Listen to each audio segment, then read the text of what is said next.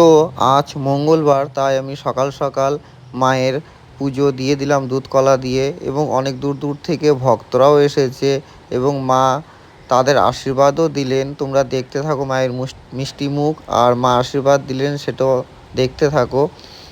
আর আজ মঙ্গলবার বলে কিছু ভক্ত এসেছে মার কাছে অনেক দূর দূর দূরান্ত থেকে।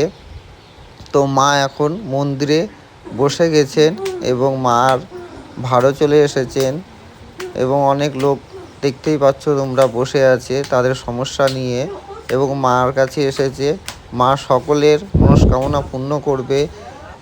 আর তোমরাও যদি চাও এই মায়ের কাছে আসতে, বা মায়ের কাছে কোনো সমস্যা নিয়ে যাদের সন্তান হয় না, আরও অনেক প্রবলেম যাদের, তার এখানে মা তার সমাধান করে দেয়।